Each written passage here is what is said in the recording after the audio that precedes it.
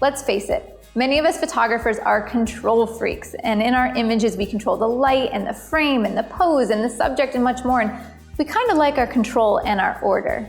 But for this challenge, you have to abandon control. You gotta let go and just make a mess. Cover your subject in flour and make them dance. Play with glycerin, water, paint, feathers, anything. But be sure to create a beautiful chaos. When making a mess, photographers have already convinced themselves to let go of the typical rules that they follow. And often they're more open to creative solutions. And sometimes creativity is just agreeing to let go of these rules. Now, there are a lot of ways to make a mess, and I've probably done them all. I've covered models with powder, spattered paint on a model's face, dripped molasses down a girl's hands and her face, and I've created messes that would make you cringe, but the resulting images would make you gasp. So let's take a look at one example that I photographed. First, let's look at the aftermath of this shoot. Powder everywhere, on the ground, on the floor, on the shelves, in my hair. So what did we get from this gigantic mess? Beautiful images, of course, and it made it all worth the mess. So let's talk a little bit about this shoot. I decided that I wanted a ballerina floating in the air in like a cloud of dust and powder. And I'd seen this technique before by plenty of other photographers, and I had tried it myself, but I hadn't had my fill. I knew that there was more to explore there.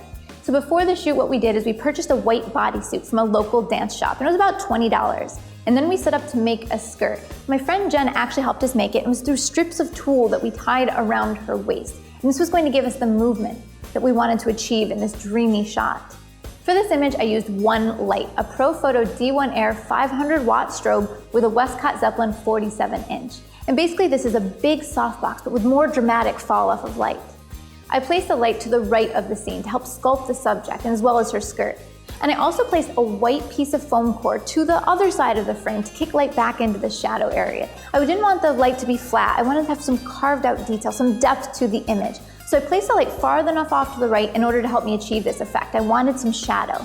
Next, we decided to test a few poses so I could get the general idea for the shoot. And once I had everything set, we decided to add the powder. And I knew that the powder floating in the area would also create a great mess that was not ideal for breathing, not ideal for my lights, not really ideal for the studio. So I wanted to get the pose right so that we were ready. We just added the powder and got the shot we needed. For this shoot, we used 2 bags of regular flour from a grocery store. We had the model apply it to her face and to her shoulders and to her hair and to her headpiece because we wanted that textured look. And we layered it inside of her skirt so that when she'd throw it up, it would throw that powder in the air. Okay, but let me just give you a quick public service announcement. If you're going to try this at home, be careful to be in a well-ventilated area. Too much powder in the air can have a bad effect on someone breathing, and actually I've heard it can be flammable to studio strobes. So keep your shoot short and sweet, and make sure you have as much airflow as possible. If you can find a way to shield your lights, even better. We got our light, we got our pose, we got our flower, and now it's time to capture the shot. I snapped off a few dozen frames, capturing a variety of movement while we continuously refilled the skirt with flowers. And I shot tethered, using a Tether Tools tether cable into Adobe Lightroom CC. And this allowed me to have the images come into the computer so I could see the pose, but also the black and white preset that I had already created to achieve the look I wanted. That way, when I got the shot, I knew I got the shot and I could end the shoot. And this is one of the great benefits of shooting tethered. We made a mess, but I definitely would say it was worth it. Let's see your mess.